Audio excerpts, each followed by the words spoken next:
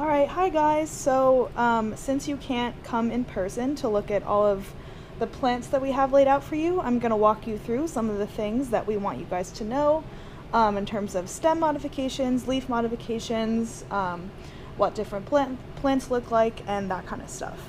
So we're going to start with some live seedlings, which you can see here.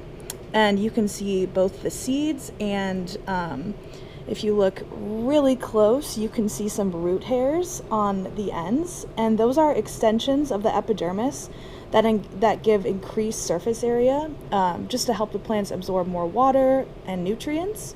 And then you can also see these tiny green leaves coming off of the root. That is the cotyledons, or the first leaves of a plant embryo.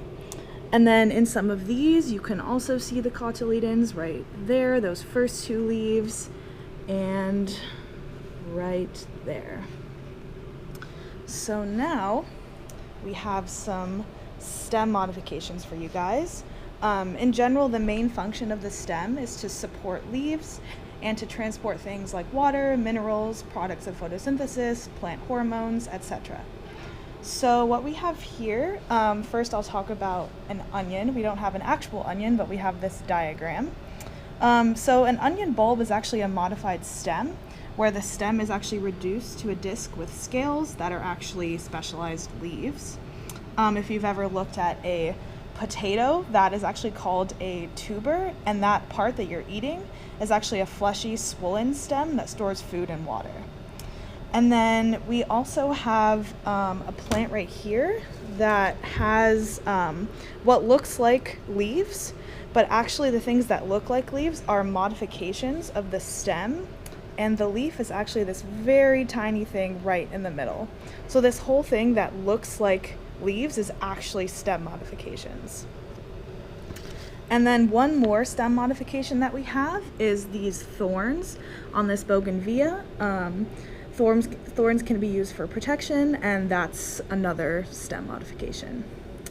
So let's talk about some leaf modifications. So we have a lot of examples here, mostly cacti and other succulents. And all of these cacti have things like spines, like you see right here, or right there. They have this like cottony wool substance, or they'll have these really thick, fleshy leaves. And all of these things together help the plant protect what little water it has, because a lot of these succulents and cacti live in really, really dry and arid environments, and so whatever water they have to hold on to it as much as possible.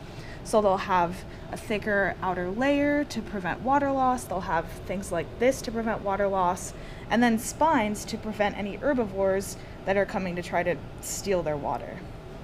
And then one more thing that we have is this bougainvillea. So you might have seen this and look at this and think that these pink petal-like things are the flowers, but these are actually also modified leaves. So in the very middle, that little white part, if you can see it, that's the actual flower, and these things that look like the petals of the flower are also modified leaves.